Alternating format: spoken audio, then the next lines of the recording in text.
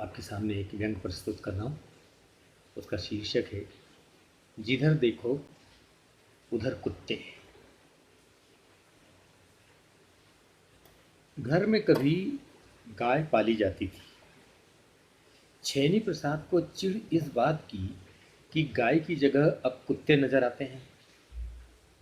पहले दो तीन घर थे कुत्तों वाले, अब हर घर में कुत्ते हैं। कहीं कहीं तो दो तीन हैं। कुत्ते अपने दिशा मैदान से पूरे मोहल्ले को गंधाते रहते हैं। इस बात को लेकर वे कई बार लोगों से झगड़ चुके हैं। नतीजा ये हुआ कि जब भी निकलते हैं तो पता नहीं कौन उन पर छू लगा देता है। आज भी वो दौड़ते दौड़ते भंडारा स्थल पर पहुंच गए हैं। वहां पंडित जी मिले। पूछा, पंडित जी एक बात बताइए, अगर समाज में कुत्ते ही कुत्ते हो जाएं तो क्या हो? छेनी प्रसाद ने भंडारे के शुभ अवसर पर पधारे स्वघोषित देश संत जी से पूछा। सुनकर वो चौंक पड़े। क्या उत्तर देते? कुछ सूझा नहीं तो बोले, भंडारे में प्रकाश प्रसाद ग्रहण करो भक्त। एक हफ्ते बाद कथा का आयोजन भी है। श्रवण लाभ लोग हैं तो सारे विकार दूर हो जाएंगे। भंडारे खा खा के तो एसिडिटी हो गई पंडित जी। अब तो मिलावटी भंडारे पचते नहीं हैं। लेकिन आपको मेरे प्रश्न का उत्तर तो देना पड़ेगा। छेनी प्रसाद ने जिद की। अच्छा चलो ठीक है, साफ साफ पूछो क्या पूछना है। पंडित जी, अगर समाज कुत्तों से भर जाए, मतलब जिधर देखो उधर कुत्ते ही कुत्ते हो जाएं, सड़क पे निकलो तो कुत्ते, गली में कुत्ते, मोहल्ले में कुत्ते, सब जगहों पे कुत्ते ही कुत्ते। इतने कुत्ते? देश संत जी ने पूछा। छेनी बोला, दफ्तरों में कुत्ते, थानों में कुत्ते, स्कूल कॉलेजों में कुत्ते, विज्ञापनों और होर्डिंग्स में कुत्ते।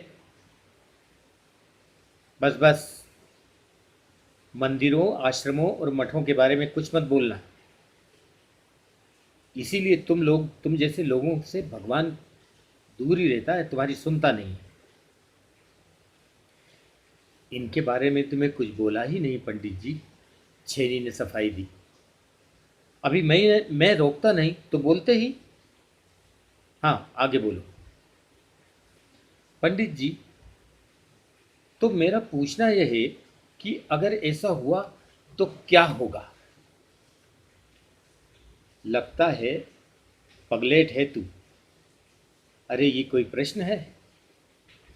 टालिए मत पंडित जी, ये प्रश्न तो है और इसका उत्तर भी होगा ही।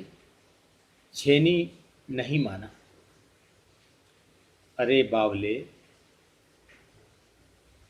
समझ, इसका कोई उत्तर नहीं है। अच्छा चल, तू ही बता, तुझे क्या लगता है क्या होगा अगर सब जगह कुत्ते ही कुत्ते हो जाएं तो? ऐसा है पंडित जी, मैं आपकी तरह विद्वान तो हूं नहीं, पर मेरे को लगता है कि जब इतने कुत्ते हो जाएंगे तो वोट का अधिकार मांगेंगे, चुनाव भी लड़ेंगे और जीत भी जाएंगे। फिर अकल के दुश्मन, तुझे कुछ पता भी है? ऐसा हुआ तो कुत्ते सिर्फ वोट डाल पाएंगे, चुनाव के लिए टिकट तो ऊपर से मिलते हैं। आप सही सही कह रहे हैं पंडित जी, लेकिन टिकट तो जाति समीकरण को ध्यान में रखकर बांटे जाते हैं। मजबूरन उन्हें कुत्तों को ही टिकट देना पड़ेगा, ऐसा हो सकता है। तो भाई इसमें दिक्कत क्या है? लोकतंत्र है, जिसका बहुमत होगा वही राज करेगा। चल, हो गया तेरा सवाल, अब जा। अभी कहाँ हुआ पंडित जी, सवाल तो आगे है। कि ऐसे में सरकार किसकी बनेगी? कुत्तों की ही बनेगी, और किसकी बनेगी? पंडित जी बोले। मेरे को भी यही लगता था पंडित जी, पर संविधान में तो कुत्तों की सरकार बनाने का कोई प्रावधान ही नहीं। अरे कैसा आदमी है रे तू, काहे इतनी मगजमारी करता है? कुत्ते संविधान नहीं पढ़ते हैं और न ही उसकी परवाह करते, समझा? बुरा मत मानो पंडित जी, अज्ञानी अगर आपसे नहीं पूछेंगे तो क्या कुत्तों से पूछेंगे? बात मुद्दे की है। सरकार बनाने के लिए संविधान का ध्यान तो रखना ही पड़ेगा। नहीं, कुत्तों को संविधान की क्या समझ? कुत्ते नहीं पढ़ते, कुत्ते कहीं पढ़े लिखे होते हैं? पंडित जी बोले। अरे पंडित जी, आपको पता नहीं, कुत्ते आजकल अंग्रेजी भी समझते हैं।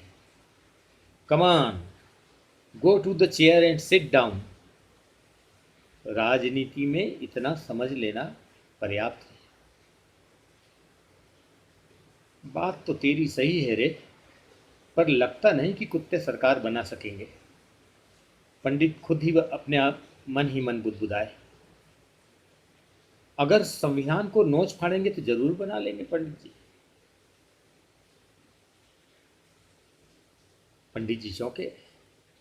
यानी कुत्ते कुत्ते राज करेंगे? हे भगवान,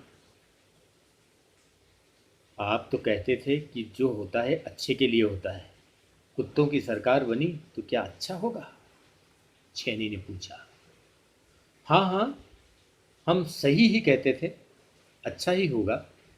कुत्ते ईमानदार और वफादार होते हैं, वो भ्रष्टाचार नहीं करते हैं, जिसका खाते हैं उसकी सेवा भी करते हैं, दुश्मनों के आगे दुम नहीं हिलाते।